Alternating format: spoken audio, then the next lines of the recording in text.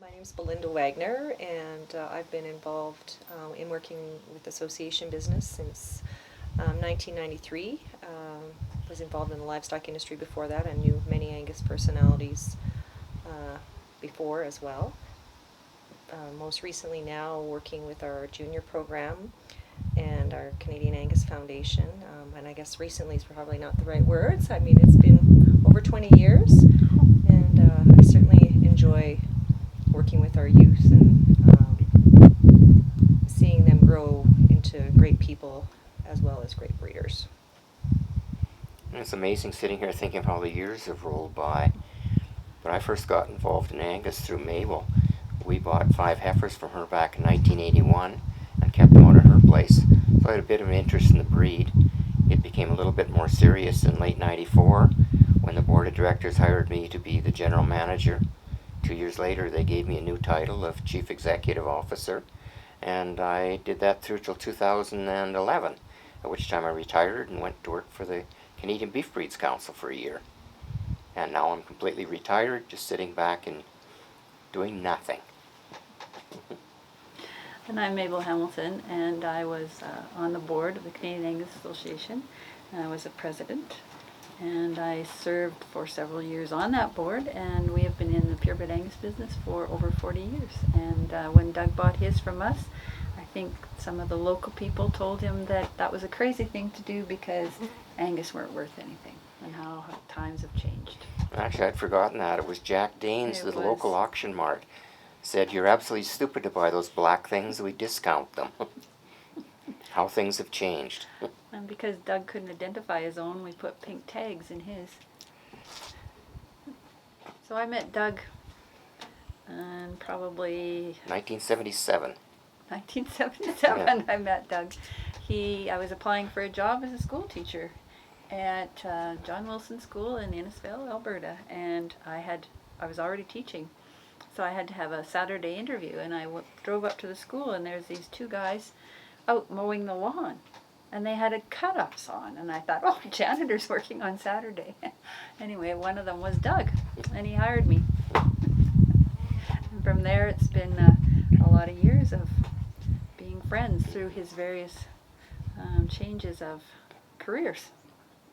Well, I was working for Saskatchewan Angus Association, and actually Doug approached me in the spring of 1999 to help the juniors sort of put together their first show because it was going to be hosted in Regina. The staff member that he had looking after it had taken a job actually in Saskatchewan and was moving away. So I was supposed to just help the kids get through their first show and work with the facility where my office was, is where we were hosting Showdown 2000, the very first junior show. And things didn't actually go quite the way we thought they would, in that it was only a temporary. It's been quite a temporary assignment. Yes. I'm gone, she's still there.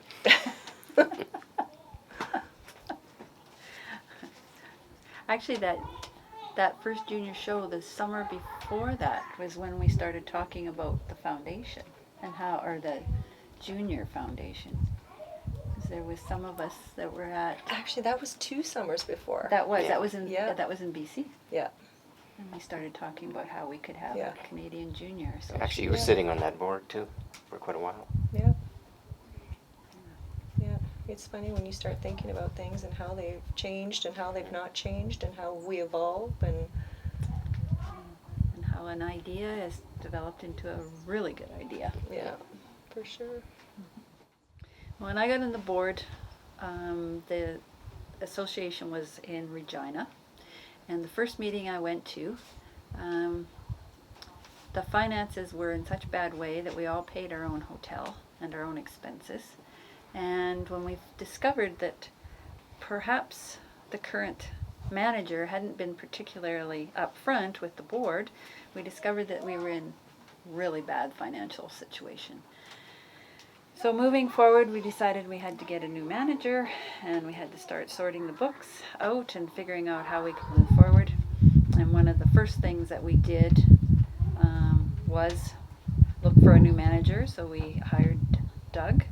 And then the next step was to move the office to Calgary. And that was not a popular move by a lot of people in Saskatchewan. Including Belinda. It was much more convenient to have you downstairs from Yeah, my that's office right. than it is now. So our argument at the time was a lot of the national organizations were in Calgary, and so we needed to be where all the other organizations were. And it was quite a long process, and Doug did come and live in Regina for a while until we got the office moved. And it was a good debate. And I know that the one Saskatchewan director, after we were all finished, and he stood up very adamantly that it should stay in Regina, and after it was all said and done, he came and said, I knew it had to move, I just had to stick up for my Saskatchewan breeders. It certainly would have need to not be where it is now anyway, because of the space requirements and how things changed, and things started changing really fast after things moved to Calgary too. We did. Well, I know the people in Saskatchewan that built or had the Canada Centre built had hoped that that would become the hub of the purebred industry in Canada. Unfortunately, they were just too late getting started on it. Yeah. And Hereford and a few others were pretty well established in Calgary and weren't about to give up their own offices to move. So it made sense at the time, and I think it was the right move, although I know it took a lot of convincing, but I do believe it was the right move at the end of the day. And then we hired this guy, and I think that was probably the right move also. I'd like you to tell them there was a lot of real talented people applying for the job, and I was selected as the best of a wonderful bunch. But somebody left the minutes of the meetings around, and I found out there wasn't a lot of competition for the position. Actually, because I knew him so well and had been the one that recommended that he apply, I had to be. I was not in the discussion. So I can't comment on whether there was a great bunch of talent or not. We can assume there was. Yeah, the first time I met the Cudlow boys, I took a little bit of resentment at being introduced as Mabel's boy, but... Yeah, that went on for a lot of years.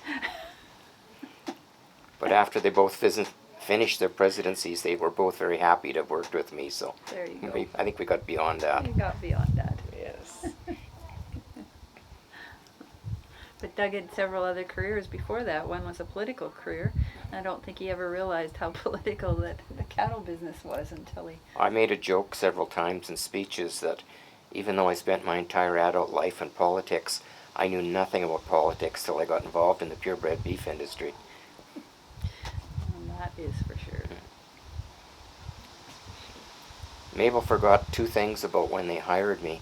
She did mention the fact that they were broke. The first thing I had to do was negotiate a line of credit so they could pay my salary and the salary of the other girls in the office at that time, because we had absolutely no money.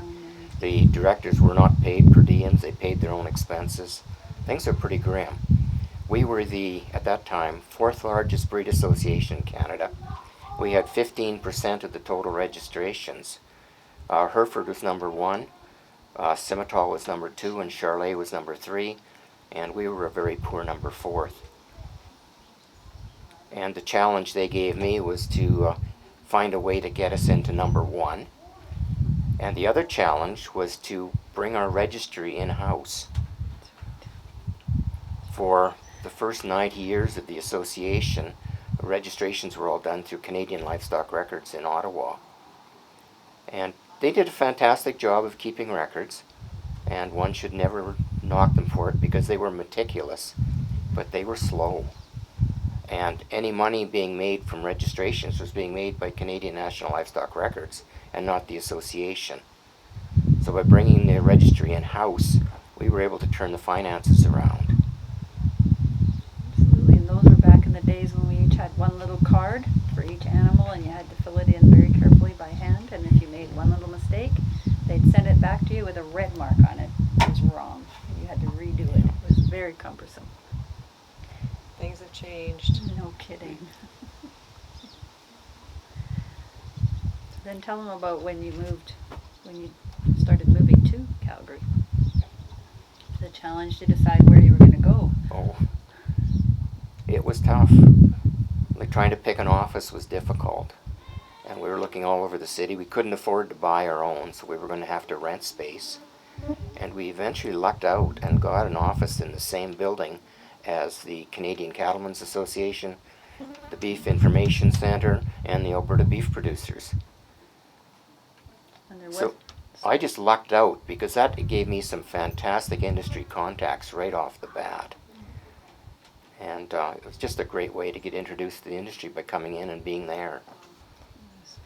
and even before you found that space, we had investigated sharing the offices of the Canadian Hereford Association. That was interesting, and that shows some of the politics that goes along with purebred beef cattle, in that we had asked if we could move in with the Hereford Association, sort of with the idea of let's start working to get all of the beef industry together. And at that time, Duncan Porteous and I were getting along very well, and we both decided it was a great idea. The board of directors of the Angus Association thought it was all right. Duncan took it to his board of directors, and they shut us down cold. Because why would they want to associate with a has-been breed like Angus? Because Hereford was number one, and they wanted nothing to do with us.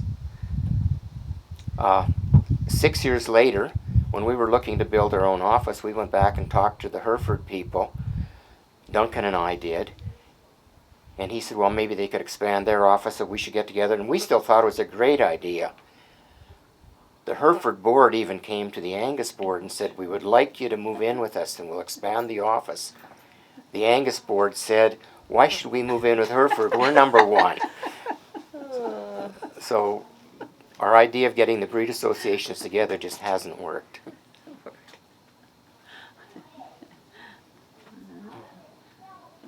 I think there's some that are sharing space now, but that's about all they're sharing. And That's right. yeah, it's interesting how things evolve.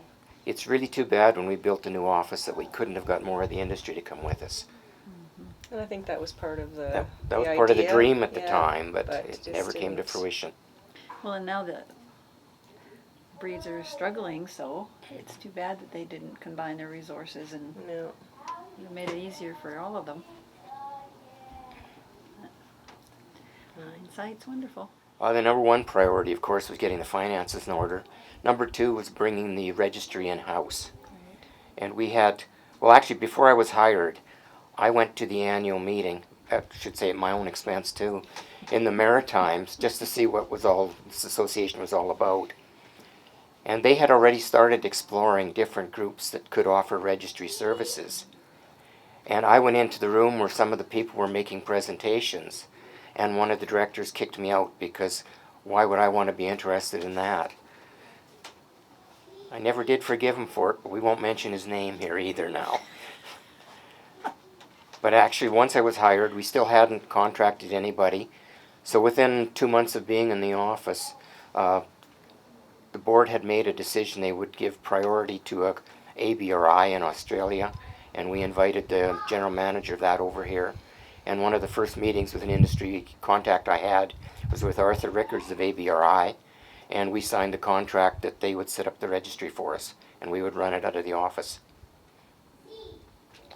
We had there was one other offer from the States, was there not? It would have been a joint run with the Red Angus Red Angus. Association of the United States was another one. Same company that did theirs. Right. So that was a big move. It was a very big move. And that's where I learned about politics in the association, because the Red Angus people had quite a good registry. It was closer to home, but a number of black breeders did not want to be too closely associated with the Red Angus Association in the U.S. So that left ABRI as the fallout position, and I think it was a good decision. Well, it hasn't changed since then, Yeah. so I think that it served us well. Did so. Well, I don't know if it's changed, but when I was there, it was still the largest registry provider in the world, so Probably they still must be is. good. Probably still is. That took a lot of thoughtful conversation at the board level before we chose that one, because there was some logistics, being as it was from Australia, but they handled it. Yeah. They did it very well. Yeah, because then it wouldn't have been, quite the electronic communications that we have now, that it didn't matter what time of day it was. Yeah. So, Well, Tina, you may not even understand this where you are right now, but when the decision was taken and announced that we were signing on to take our own registry in-house, I got a couple of very, very, I could call them vehement phone calls from people in Ontario saying, what right have you got to take this in? The association hasn't done anything right in the last 100 years. How do you think you can do this? I went to the annual meeting in Ontario that year, and it was still a very hostile meeting. And if you're putting this on YouTube, Don Curry was the most outspoken of the bunch. And I only mentioned Don because a year later, he stood up at the meeting and apologized to me because we had done such a good job, and he agreed at that point that it was a good decision. But he didn't trust us to do it when the decision was made.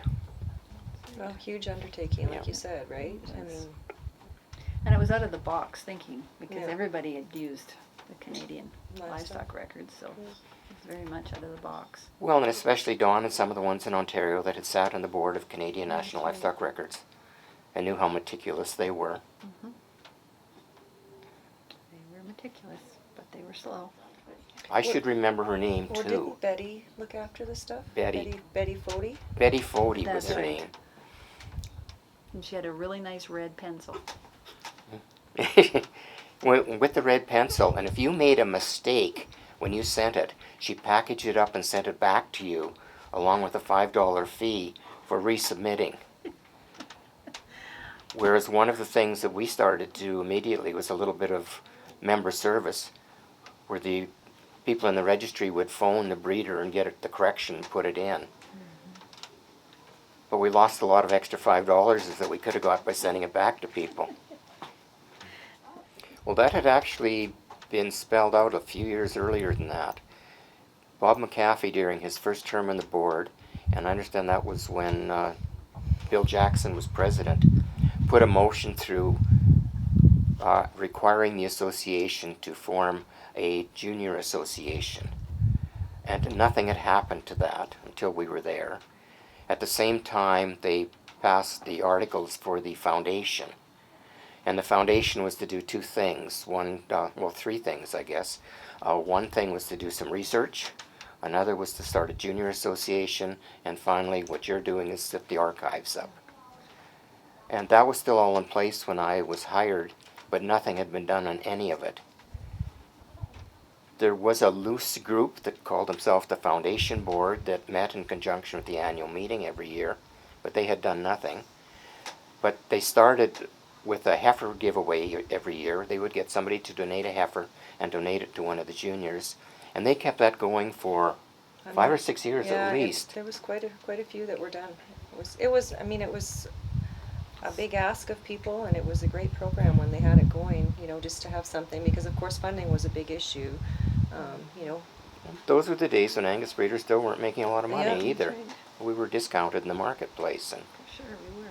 to ask somebody to donate a heifer to give away to a junior was quite a good ask, and the breeders were generous enough to do it and keep it going.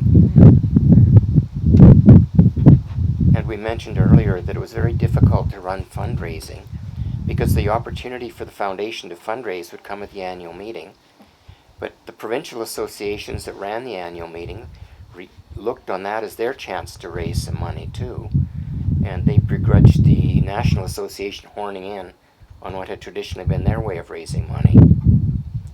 So really it wasn't until the year that Thomas Wildman had his bout with cancer and the association decided to kick in and try and raise some money for the Cancer Association and the foundation together that we really kicked off the fundraisers for the foundation at the annual meeting.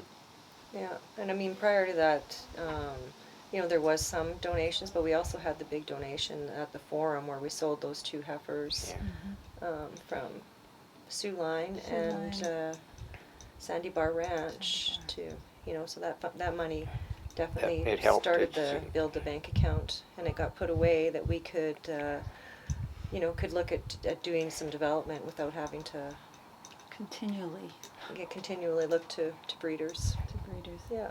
Because unfortunately that's been the same thing. Every year it was the same breeders were shelling out continually, and then when you got more formalized, it seemed to be a lot better, and there was a lot more people got involved too. Yeah. We did some interesting things too, like we had the bronze. I'm not sure how or why that came about exactly. I wasn't involved in any of that. Maybe Doug, you can elaborate on that a little bit. Well, the bronze came up as our centennial year, Right. and it was decided to make a bronze. And the Alberta Association had done one as a fundraiser before, so we went and contacted the same artist, and she did another bronze for us, and we just called it the Centennial Family. And the idea was the first one was going to be gifted to Brandon because that's where the foundation, or where the association was founded. And then they were going to raffle the second one, or not raffle, but auction it off. And then we had the opportunity that the Queen was visiting Canada that year, and the Calgary Stampede wanted to give her a gift. And they had heard about our Centennial Family, and so they wanted number 1, and it ended up being gifted to Queen Elizabeth. So she now has it somewhere. And number 2 went to Brandon, and number 3 was auctioned off during our centennial. And those proceeds all went All to went the to the foundation. Yeah, along with some prints we had made that year too, Yeah. for our 100th Yeah, there were, anniversary of the association. and again, because of the politics, we had 2 prints, a red one and a black one. Yes, we did. As we're sitting here in my backyard, Tina, I should tell you that when the artist did the painting, originally of the red one, she put mountains in the background. And I had taken a picture from the top of the hill in my house, and I told her I didn't like her mountains. And she said, well, it's the only picture of mountains she had, and it was taken down in southern Alberta near Pincher Creek. And I said, well, here's the mountains I'd like. So she put the view from the top of my hill into the picture at the back of the red one. What makes this funny is that number 1 of the red picture, the big red bull, was sold to an Alberta breeder who lives in Pincher Creek. So, Mr. Mackenzie, you've got my mountains. And they could have been his Yeah, they instead. It could have been his. It's good those kinds of things are being recorded. Yeah, exactly. Good stories. They're good stories. Those pictures did remarkably well, though. I'm amazed how much money they did bring in. People were very generous with them. Well, they were well done. Yeah. They Yeah. were good They're pictures. beautiful. Yeah, they were very well done. They were very well done. You know, I like to take full credit for it all, Tina. Like it all occurred while I was there. But there were a number of factors that just aligned perfectly. We have to give the Americans credit for the Certified Angus Beef program. It put Angus beef in everybody's mouth. It became a common thing. People were looking, and they associated Angus beef with a good eating experience. So that helped up here. The other major thing was a change in the beef grading system in Canada. Prior to that, the system was based primarily on size. So your yield was the big thing. And Angus being a smaller animal than Simmental and Limo and Charolais, naturally we weren't grading as good because we didn't have the yield in those days. But they switched to a quality grade. And all of a sudden Angus had the quality that the others didn't have. So the packers started looking for more Angus-influenced animals. So all of a sudden people were looking for Angus bulls to influence the commercial herds. And as demand increased, so did the number of registrations, and we grew. We grew very rapidly from number 4 to number 2 and then number 1. I learned an important lesson too. In that one year I was there, I forget the name of the National Cattlemen's Association magazine came out, and my counterpart in the Simmental Association was very proudly raving that Simmental's number 1. Well, within a year we'd easily beat them as number 1 in the purebred, but there was no way I was going to risk fate and come out and brag about Canada Angus being number 1. So we did a lot of bragging amongst ourselves, but we never publicly went raving that Angus is number 1. We could have, but we didn't. I don't know if that's relevant to anything you're doing or not, but Barry Bennett still talks to me too. Well, I think it's important to remember where we came from and try to maintain so that we can continue in the same direction. Stay where we are, not end up like some of the other breeds that have been at the top and are, almost non-existent anymore, really. It's important that you pay attention to what got you there. Yeah. That's right. You have to know where you've been. You have to know, you have to have been a breeder that struggled and took discounts and understood how lucky we are, and certainly certified Angus beef helped us, and so did our tagging program. So our green tag certainly was something that started to make people understand that we had an influence on the market. And we were really lucky to even get that green tag to be identifiable. When we decided, we being the industry decided that we needed to be able to identify where the cattle were born, where they were fed, and where they were harvested, we started out with a tag, and the tag was the identifier. And there was going to be several colors, there was several discussion. We were going to have any color you want, there was going to be white, there was going to be black, there was going to be several discussions. And I remember one auction mart described it as a Smarties, a box of Smarties if we let every color come out. So at the CCIA board table, which I happened to be at the time, there was a real push to have just one color, and that was going to be white. And so we decided that we had to do something. We, being the Angus Association, decided we had to do something. So I remember I brought it to the CCIA board that we wanted green. We wanted green identifiers. And the president at the time had quite a glint in his eye, Carl Block. And he was like, "Oh, I don't think we can do that for you." And the whole meeting, he made me believe that he was going to shoot it down. And afterwards, he quietly said, "We'll make that happen." And we did. So we were allowed the green Angus tag, which was a step for us, a certain step for us to be identified as 50% Angus. So it was a good move on our part. And we had a lot of work followed up too with the Canadian packing plants, getting them to recognize the green tag as defining what an Angus animal was. You know, most of the Angus beef programs certainly went in hide color, and by this time practically every breed had black hides, except the red Angus. So by putting on the green tag, we were trying to get the red cattle also recognized in the program, and to differentiate which black animals were really Angus. And that was the key, is that you had to have 50% Angus. Yeah. And then we tried to go and do our own beef program. We tried a couple of times. Without great results. We shouldn't talk about failures.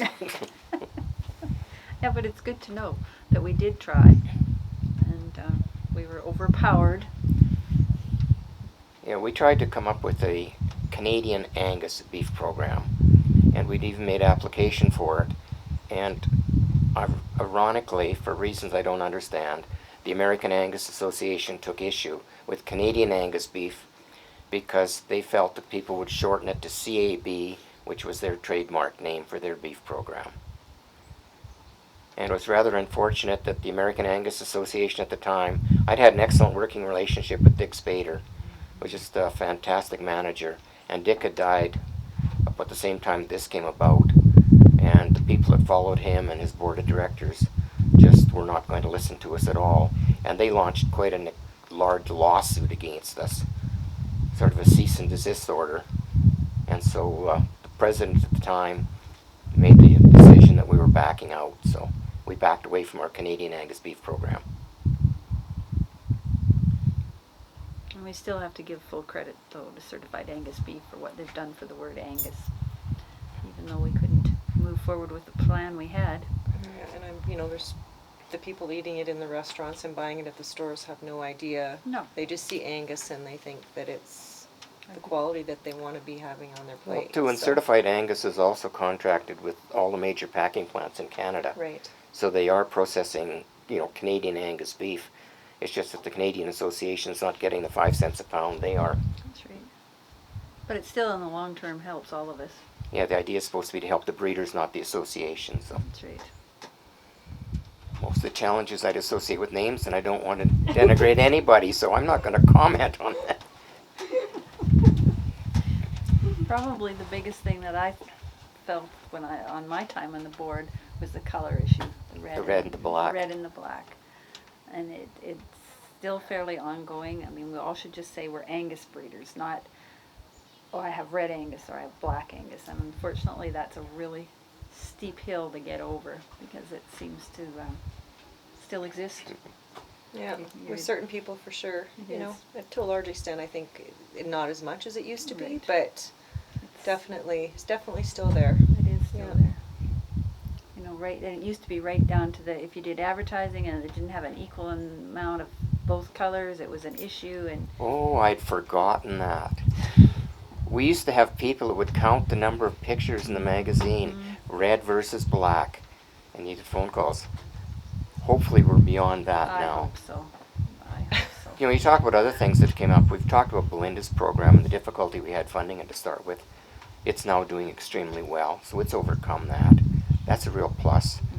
I'm not sure if many of the members realize how much trouble we would have had or been in over the World Angus Forum that we sponsored in 2011. Nine. Nine. We were very lucky to have a fantastic working relationship with the Canadian Beef Breeds Council at that time, and they had access to federal government monies. And Herb McLean was unbelievably helpful to us and very generous, and we were able to get a lot more money to sponsor that forum than we had initially applied for. So Herb saved her bacon on that one.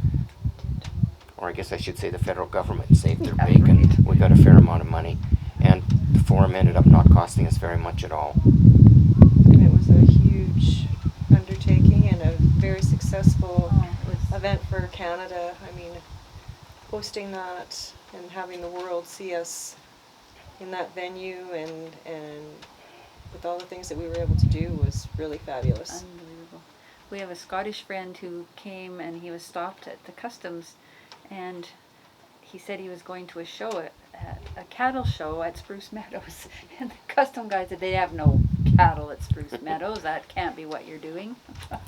Little did they know. It was one of the best shows that ever had been put forward in such a facility as that one. I would go beyond the one of the best shows. I had several people comment that it was easily the best forum ever, and anybody would be hard-pressed to match that in the future.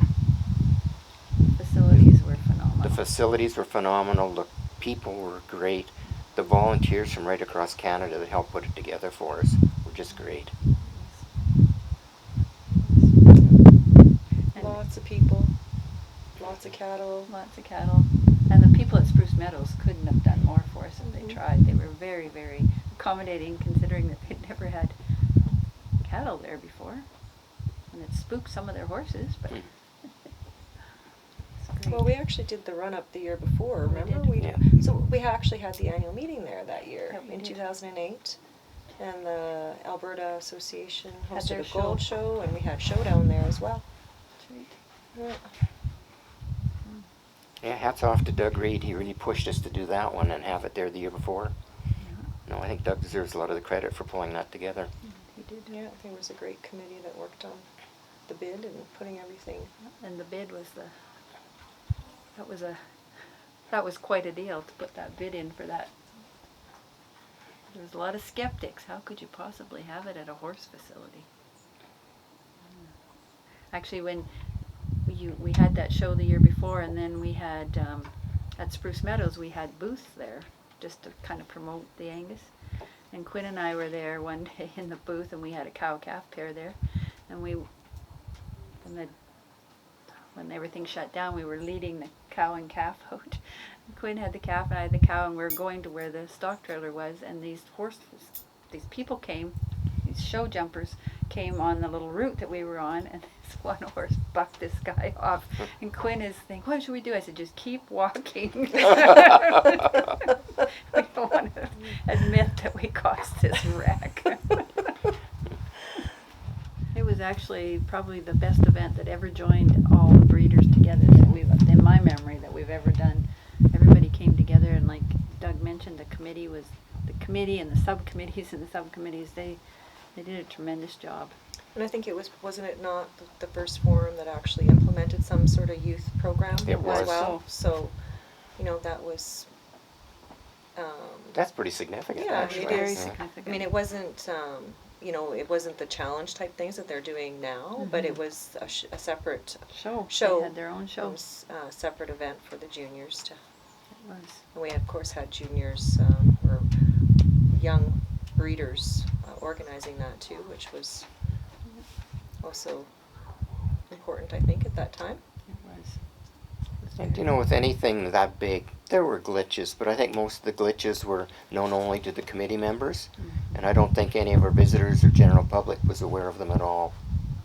Well, that's always, you know, the way when you're running any kind of event, really. If you can keep your calm and things don't go quite the way they're supposed to, no one will never really know that it And- wasn't the way you planned it. And the pre and the post tour were really well attended, particularly the pre, and it was very good. It was a feather in the Canadian Angus Association's cap for sure. That was probably the most significant Secretariat meeting that the World Angus Association or Angus Associations ever had. Prior to that, there had been the forum, and the forum would just be a show and a meeting. Then the Secretariat's meeting was called, what'd they call it?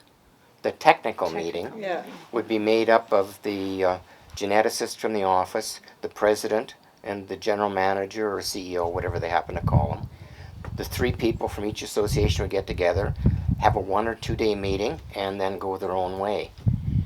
We decided in 1999 to make this a little bit more open, invited a few extra people, and we arranged a tour to take everybody out on the tour and show them something. And that has been the standard that everybody has followed since.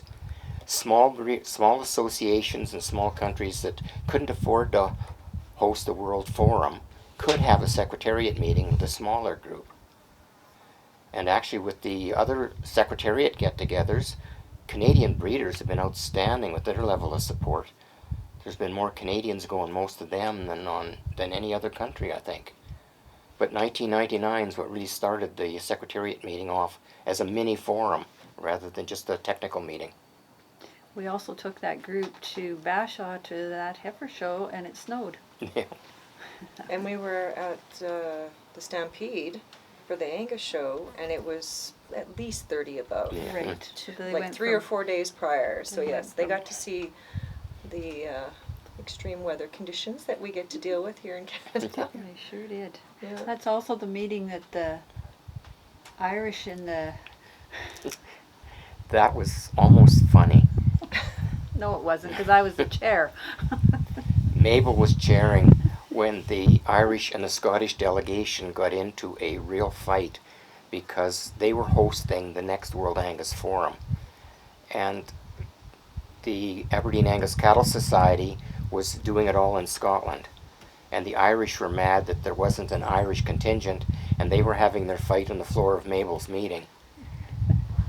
And the president of the Aberdeen Angus Cattle Society eventually interspersed, or what's the word? He intervened and got up and said, "This is our laundry, we better sort it out later," and asked us to close the issue. So he saved Mabel's bacon there. Right. Oh.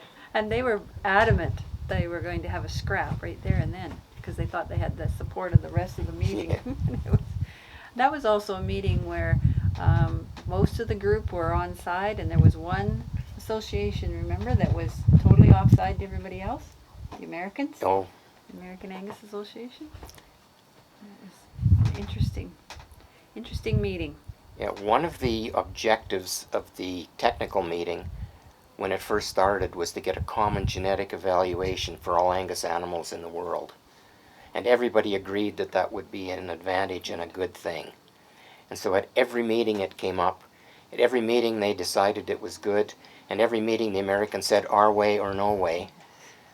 So as a matter, the rest of the people could go without the Americans, but they didn't want to. And they didn't want to move into the American system because realistically they were so large, anybody else would have been lost. So there was never any movement made on a world genetic evaluation.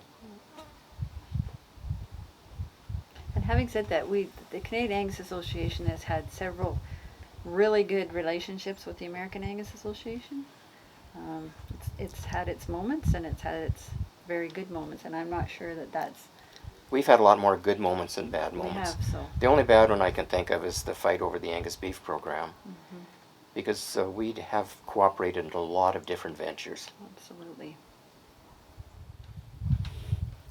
There are so many. There's a lot of good times.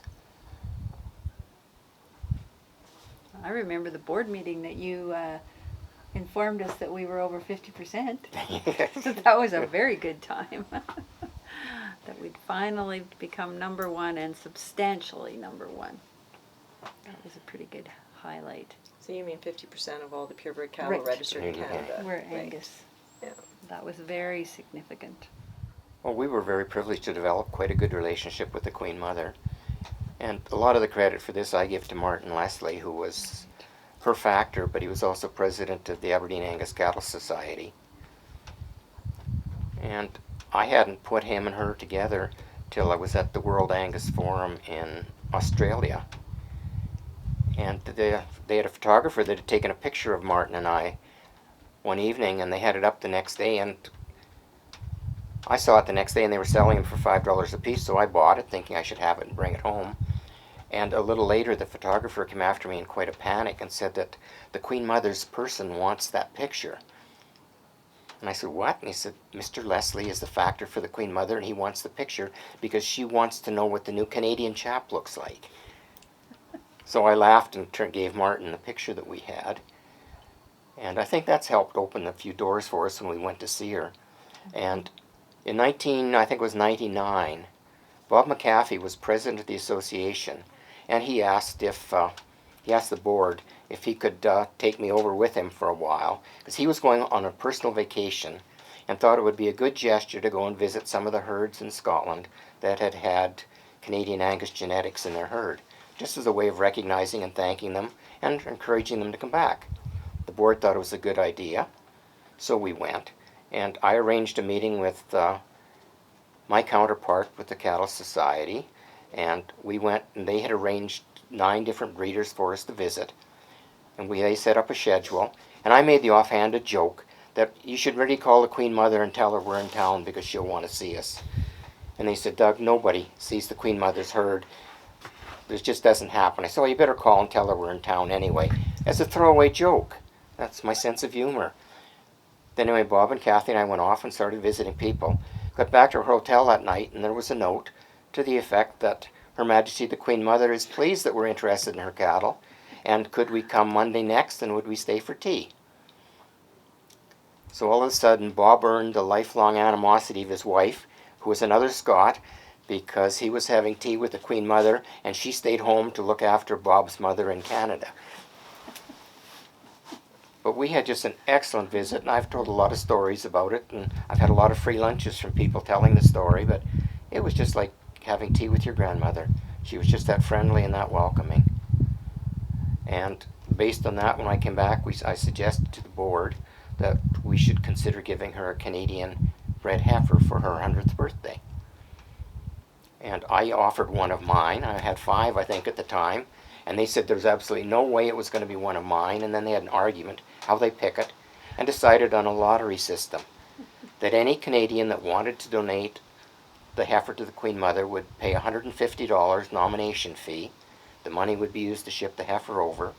And then we would have our auditor make a draw and select the heifer.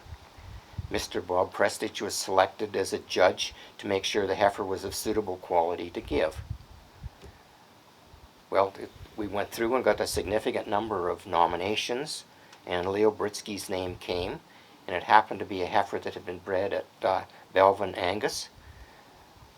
So we'd called and said that we had the heifer ready, we were going to ship it, and that the breeder or the owner and I would be coming over to make the presentation. And Martin called back, and he remembered having visited Belvin from when he was here, and asked that we couldn't bring the breeder along with us. So Gavin and Mabel and Mr. and Mrs. Britsky came with Kathy and I. And their daughter. And their daughter. And we actually had dinner with the Queen Mother that time, and we have several pictures, of course, of her accepting the heifer. And we found out subsequently that in the terms of her will, the heifer that was called Canadian would remain in her herd for its entire life, and any female offspring of that animal would also remain in the herd to be maintained by her estate for as long as the estate was maintained. And to this day, there are still Canadian animals in the Queen Mother's herd. And it's still run by the same family Yeah. that's been there for generations. The same herdsman and the same family has run it for Yeah, the McCarthy family. McCarthy family, exactly. And in fact, when we were introduced to the Queen Mother and Mr. Leslie was doing the introductions, he said to the Queen Mother, referring to me, "This is another has-been," because we both had been presidents of the association. She had quite a sense of humor. She was a pretty remarkable lady. The Queen Mother, of course, as everybody knows probably, well, those that are of our age anyway, died in her 101st year, and she died on the 31st of March. And I was in the office on April the 1st, and I heard the phone ringing out front, and it rang a couple of times, and then a very frustrated receptionist came in and said, Doug, there's somebody on the phone with a very phony British accent trying to tell you he's phoning from the castle. And he just won't take no for an answer, so I put him through to Maureen. So she hadn't even got out of the room, and Maureen, my assistant, stuck her head in and said, "Doug, I think you'd better take this call." So I picked up the phone and said hello, and he said, "Mr. Fee." I said, "Yes." "You are a hard man to get hold of. I'm with the protocol office in Buckingham Palace, and you will be aware that Her Majesty the Queen Mother has passed away in the weekend. Her funeral will be Thursday next, and she has a guest list developed for who will be invited to the funeral, and your name is on. Are you able to attend?" Well, without thinking of any of the logistics, I said, "Well, of course I'll be there," not knowing how I was going to get there or anything. But it did work out, and I got there. I was one of the guests that were there. Martin Leslie again arranged for a friend of his, Mr. Jim Stobo, who was one of the executors of the Queen Mother's estate, who put me up at his men's club in downtown London. And we stayed with them, and then Jim and his wife drove me to Westminster Abbey for the funeral the next day. And they got whisked away to go sit, and I had my little invitation with a bright red circle around it, which I assumed meant I was in the back row of the balcony or something.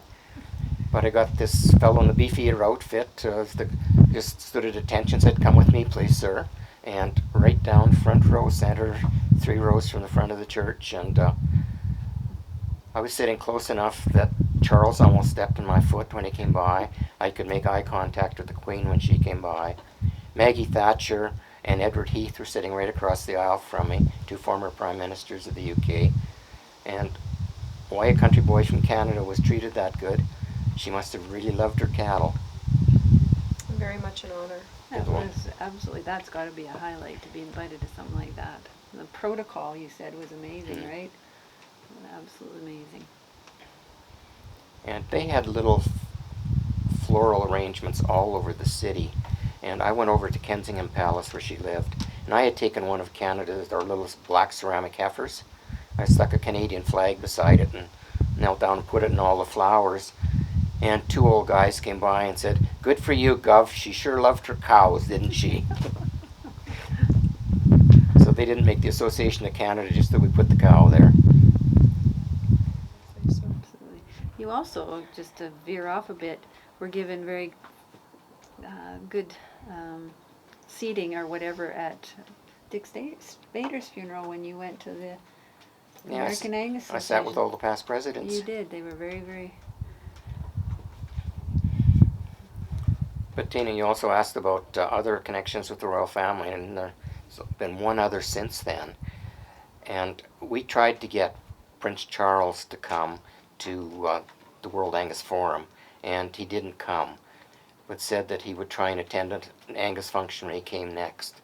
Well, he and Camilla did come to the Toronto Royal Winter Fair subsequently, and I was asked to go and show him through the Angus barn at that. So I got to walk through the Angus barn with Charles while he looked to the cattle. But He is not as easy to talk to as his grandmother was.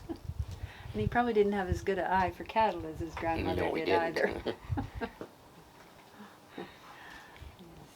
She was very, when she walked around that heifer, she was measuring it up for sure. She knew what she liked.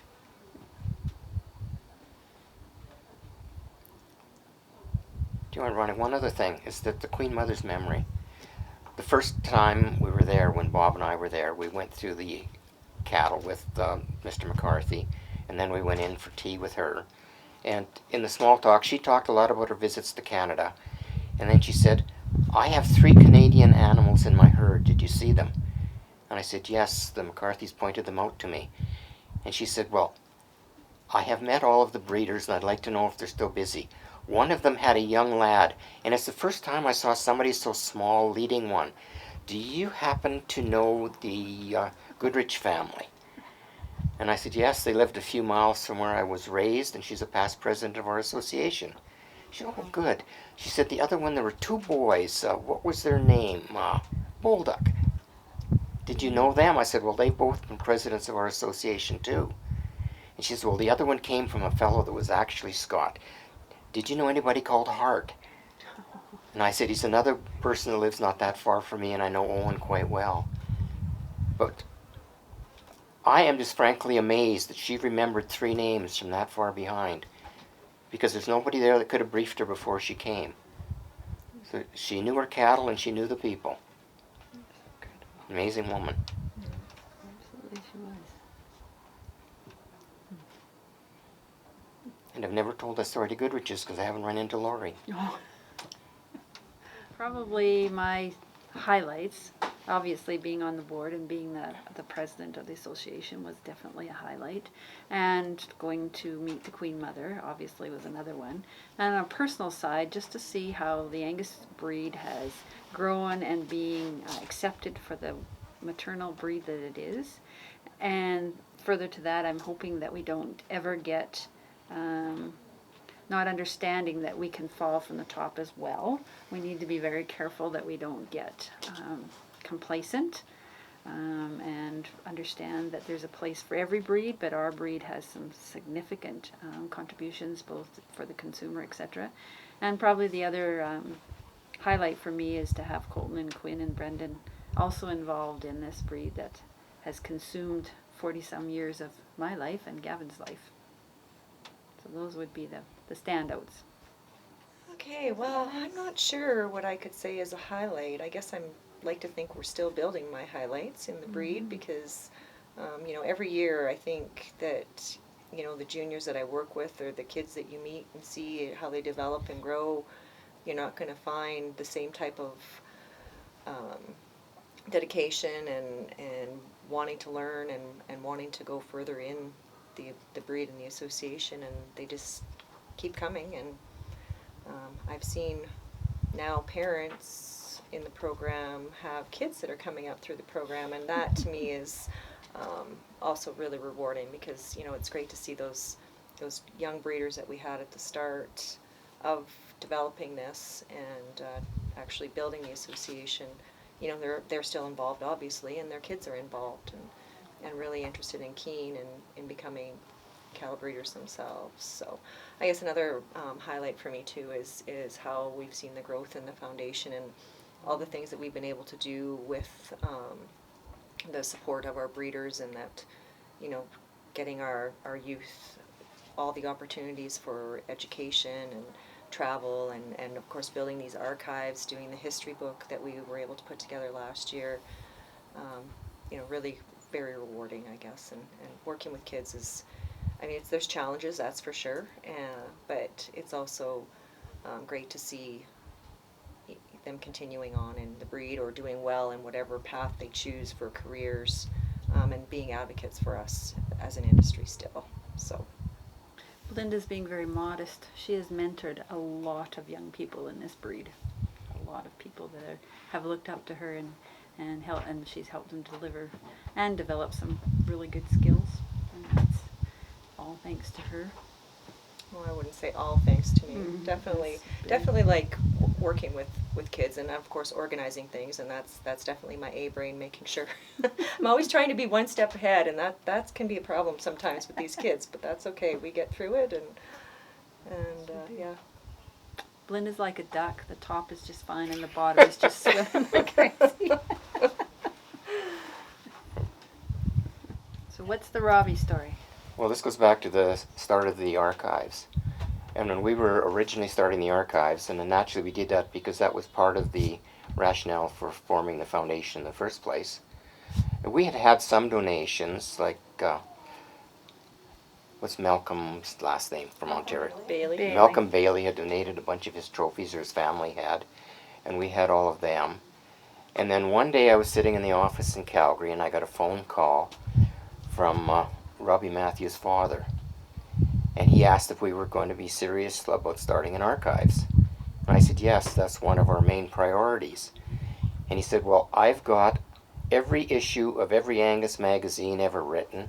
I've got all of the minutes and stuff from when I was on the Angus board. I've got all kinds of trophies, and I've got pictures. I've got lots of stuff I'd like to give to you. Because if anything happened to me, my son Robbie would just burn it and say it's garbage. And I said, no, we'd really like to have it. And he said, well, there's more than you'll get in your car, so get a truck, come out here next Tuesday morning, and you can load it up and have it all. Well, the next Tuesday morning at 5 o'clock in the morning, my phone rang. It was Don Matthews. Fee, it's snowing like crazy out here, and I'm not pulling any of you city boys out of the ditch. So you're going to have to come and get this stuff another day. He said, I'm going into the hospital for a little bit of routine surgery, but I'll be home in a week or so, and we can do it. And you got to get it out of here before something happens to me, because if it did, Robbie'd just burn it. Well, he went in the hospital. It wasn't that routine, and he never made it out. And it was kind of sad. I went to his funeral. They had the reception in the Blue Room at the Stampede Park, and we were going up the stairs to the top, and Robbie was meeting and greeting people. He saw me, and he walked right around everybody and said, Doug, I was over to Dad's, and there's all kinds of boxes in the basement with their name on it. I looked at it. It's just garbage. I'm going to burn it. And I said, your dad promised that to me for the archives. He said, are you serious? It's just junk. I said, no, we really want it. And he said, well, give me a week to sort through stuff out there. So a week later, I went out there, and Marcy met me at the door and said, why didn't you come quicker? And I said, what do you mean? She said, you go talk to him. I'm not going to explain it. So I get downstairs, and he's got 3 piles. He said, Doug, Tim would really like to have this to remember his grandpa. I'd really like to have this. I want to do this. And here, you can have this stuff. Well, there's a pile of crap over there that I could have. And he and Tim have got all the good stuff set aside. And I thought, you know, Don would be pretty happy that he's keeping it anyway. So I tried to get Robbie to convince me that something, or commit to me that something happens to him, it'll go back to the association. And I hope he lives up to that one. I think he sort of had some comments too, because we did a visit with them as well, and I think he made some comments about that in his interview too. So, Doug, maybe it will all end up with us someday. That would be great. That would be great. Knox Don had quite a good collection. He'd been around for a long time. He would. I'm sure there wouldn't be anybody else that had it as carefully chronologically done as he did. Anyway, you now have it on tape, so Robbie. Yeah. Go ahead. Long stony silence. Actually, quite a few of the presidents I worked with were fantastic. Some were better than others, and I don't think I better get into names. They can all think that they were the best ones, but no, I did get some terrific help from presidents. There were individual board members as well that really stepped forward to help. And you know, there were a lot of people at these annual meetings every year from the provinces and the regions that were just fantastic, full of ideas, suggestions, and help. We've got 2 of them sitting here. These 2 have both been outstanding. You know, I can think of a couple provincially. I start to mention them, but then I keep thinking there's others in other provinces, and there's a lot of good ones out there that have been really helpful. Because I think Mabel's the only one that knew how completely ignorant I was when I took this job. And I grew into it, and there's a lot of people helping me with that growing. I bluffed my way very well for the first year. And it took that long to convince a lot of people that they didn't need a breeder that understood cows. They needed somebody that could run an office. And once they realized that, hey, don't ask him breeding decisions, I got along well.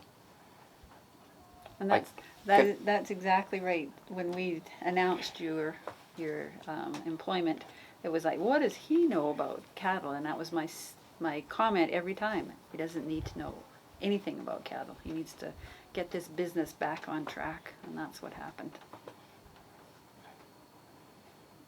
Managing people and managing situations to try and make the best outcome out of difficult things. Yeah. Many times you're never going to make everybody happy, and when you recognize that and are able to let some things slide off your back and just try to do the best for the organization and the breeders, then you're winning. You're winning.